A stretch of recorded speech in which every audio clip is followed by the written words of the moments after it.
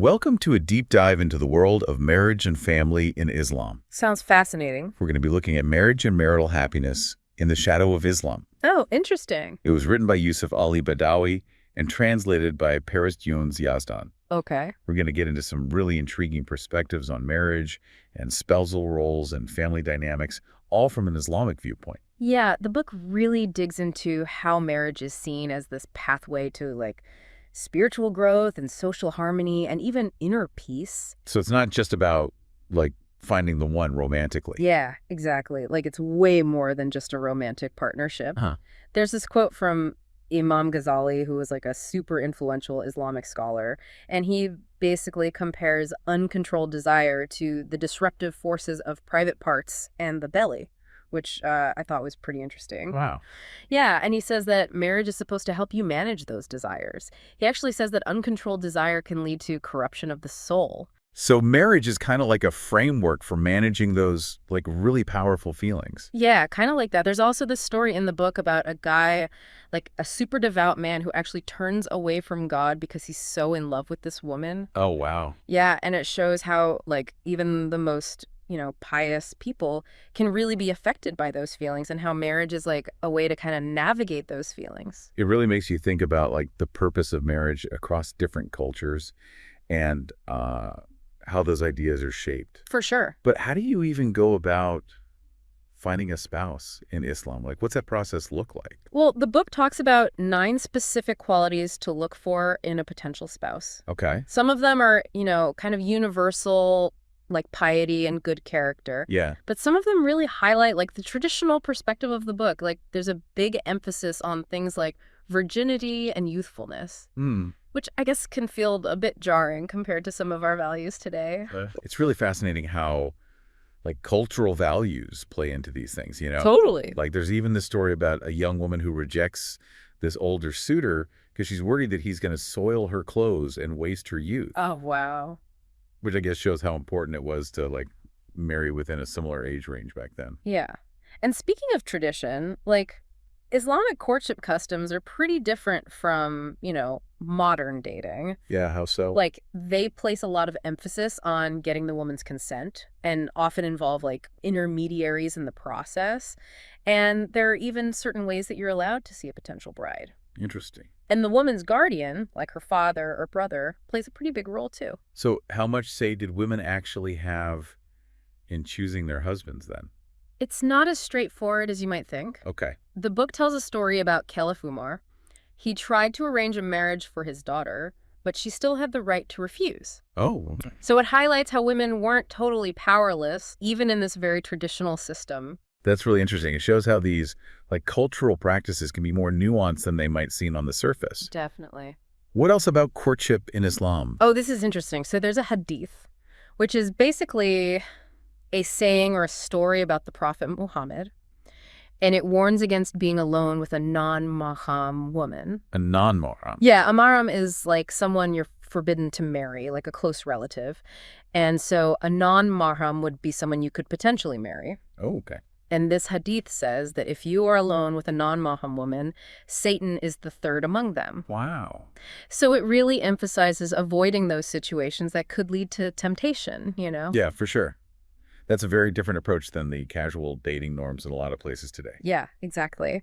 So once a couple decides to get married, the Islamic marriage ceremony really emphasizes making that union public. It's not just a private thing. Oh, I see. It really reinforces the idea that marriage is kind of like a social contract within the community. So it brings in that sense of accountability and transparency to the whole thing. Exactly. And although extravagant spending is discouraged, they definitely allow music and celebrations. Okay. There's even a hadith about the Prophet Muhammad allowing singing and music at a wedding. Oh, wow. So it's not this silent, somber affair. Not at all. And the book even tells the story of the Prophet's own wedding feast. Oh, really? With Safiya, his companions just brought whatever they could, which shows that you don't need to be extravagant to celebrate. That's a really important message, I think, especially today when, weddings can become so lavish. It's nice to remember the real meaning of the celebration. Definitely. Now, the roles of husband and wife, I think that's where things get a little bit more complex, maybe? Yeah, I mean, the book delves into the whole concept of the husband as the head of the household and the wife's duty to obey him. Mm. And I think, like, understanding the nuances of how the book frames that is really key. What do you mean? Well, like, it emphasizes that the husband's authority shouldn't ever extend to forcing his wife to do something that goes against, like, Islamic principles. Okay. And it's really important to remember that this is just one interpretation within Islam, and, like, modern perspectives on this can be really different. Right. But within the framework of this book, there are definitely clear boundaries on a husband's authority. So it's not about, like, blind obedience, but more about a system with, like, guiding principles. Exactly. There are also these beautiful hadiths that emphasize the importance of treating wives with kindness and understanding. Like the Prophet Muhammad compares women to vessels of crystal I love that. to highlight how delicate they are and how they need to be treated gently. It's such a nice image. And it really emphasizes that respect and care that should be given to women. But, you know, in a system where the husband's considered the head of the household, how do they deal with disagreements? Well, there's this kind of funny story in the book about a man who was complaining to Caliph Umar about his wife's loud voice. And Umar's response was basically to joke about his own wife's behavior. Oh, that's funny. Yeah. And it emphasizes how important patience and understanding are in marriage. Nobody's perfect. You have to learn to navigate those imperfections. Yeah, it makes you think about how you handle differences in your own relationships. Yeah. Now, let's talk about polygamy, because that's a topic that often sparks a lot of discussion and debate. Definitely. The book is pretty straightforward about this. Okay. It explains that Islam permits polygamy, but only in specific situations, like if you're caring for widows and orphans. Right. But it's super clear that a husband has to treat all his wives fairly and justly. It's not just about, like, a man wanting multiple wives. It's about meeting a social need in the community. It's interesting how different cultures have such different approaches to this. Yeah. It's definitely complex, and there's a lot of, like, historical and social context to consider. Yeah, for sure. And actually, the book includes more modern perspective on this from Sheikh Mohammed Abdu, who believed that polygamy should be discouraged unless it's, like, absolutely necessary. So even within Islamic thought, you can see these different interpretations on a complex issue. It's fascinating to see how those interpretations evolve you know, over time. Now, before we wrap up this part of our deep dive, I want to touch on one more topic. Okay. The Islamic concept of paradise. Oh, yeah. The book really goes all out with this. It paints this vivid picture of paradise with believers living in these luxurious dwellings, served by all these attendants and accompanied by, you know, these beautiful companions. That's pretty nice. Oh, yeah. Like, Yeah. they really emphasize all the sensory details. Dwellings made of pearls, companions who smell like Indian oud. The first people who enter paradise are supposed to shine like the full moon. Wow, it sounds amazing. Right? It's meant to evoke a sense of awe and wonder. Definitely. But are the rewards in paradise just about, like, those physical pleasures? I mean, the descriptions are appealing, but it's not really about, like, physical gratification. Okay. It's more about achieving this, like, state of complete contentment and joy. I see. Fulfillment that transcends the material world. It's like they're using these images to get at a deeper truth. That makes sense. Yeah. This has been a really thought-provoking conversation so far. We've gone from the purpose of marriage to the nuances of, you know, spousal roles, and even gotten this little glimpse into the Islamic idea of paradise. Yeah, it's been great. And there's still so much more to uncover in marriage and marital happiness in the shadow of Islam. You ready to dive into part 2 of this deep dive? Absolutely. Let's keep going. Welcome back to our deep dive into marriage and marital happiness in the shadow of Islam. One of the things that really stood out to me when we were getting ready for this Yeah. was how much the book stresses the connection between family and the wider community. Yeah, I noticed that too. It's not just about the husband and wife. Right. It's like a whole network of relationships and responsibilities. Exactly. It talks about how important it is to uphold family ties, even if it means having to make some personal sacrifices. Maintaining those connections, supporting each other, it's like a religious duty. That's interesting because it puts so much emphasis on the collective good, not just individual needs. Yeah, There's a real sense of shared responsibility. for sure. And that extends to raising children, too. Oh. The book emphasizes instilling Islamic values from a young age, with parents acting as guides and mentors. Mm-hmm. It even gets into, like, specific etiquette for interacting with children. Oh, really? Yeah, highlighting things like kindness and patience and respect. So it's not just about, like, giving orders, but really nurturing those young minds. Yeah, leading by example. Exactly. Of course, no family's perfect. Right. The book acknowledges that conflicts are going to happen. Oh, for sure. But it tries to offer guidance on how to navigate those challenges without, destroying the harmony. Definitely. It really stresses the importance of communication, being open and honest with each other. Expressing your needs and concerns respectfully. Right.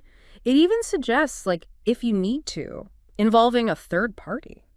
Oh, interesting. Just like a family member or a religious scholar to help mediate. Sometimes an outside perspective can be so helpful. For sure. What about forgiveness? Yeah, is that in there? Oh, absolutely. Forgiveness is seen as super essential for healthy relationships. Makes sense. Holding on to grudges is like the worst thing you can do. Yeah. It encourages both husbands and wives to practice forgiveness, even when it's really hard. It's a powerful message, for sure. Letting go of that resentment can be so freeing.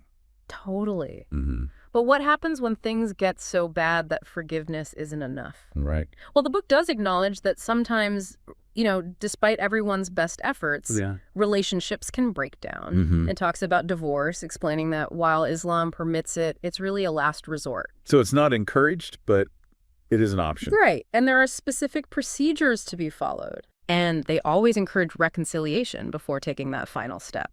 So even though the marriage might be ending, it doesn't have to be this bitter. Exactly. It's about recognizing that shared history, acting with dignity, even in tough times. The book also talks about inheritance laws in Islam, which can be kind of a complicated topic. Yeah. But it's interesting because it shows how Islam tries to ensure that wealth is distributed fairly after someone dies. Okay, tell me more about that. So Islamic inheritance law has these really specific guidelines for who inherits what based on their relationship to the person who died. Okay. It considers things like gender, blood ties, marital status, and it aims to provide for those who depended on the person. Yeah. What's really fascinating is it even recognizes the rights of non-Muslim relatives. Oh, wow. Which shows this concern for justice that goes beyond just the Muslim community. That's really remarkable, I think. It says a lot about the values of fairness. Yeah. We've talked about spouses and children, but what about, like, other vulnerable people? Who takes care of them? Yeah, the book addresses that too. It talks about guardianship in Islam, which focuses on caring for those who can't care for themselves, like orphans or minors, people with disabilities. So making sure everyone's needs are met. Exactly. The book stresses the importance of appointing trustworthy guardians and outlining their duties, emphasizing those ethical and legal obligations. It's not just an individual responsibility, though. Right. It emphasizes the community's role in supporting those in need. So it's this whole network of support. Exactly. It encourages Muslims to be active in their communities, participate in charitable activities, community service, be mindful of their neighbors. It's about taking those values of compassion, generosity, and justice beyond just your immediate family. Absolutely.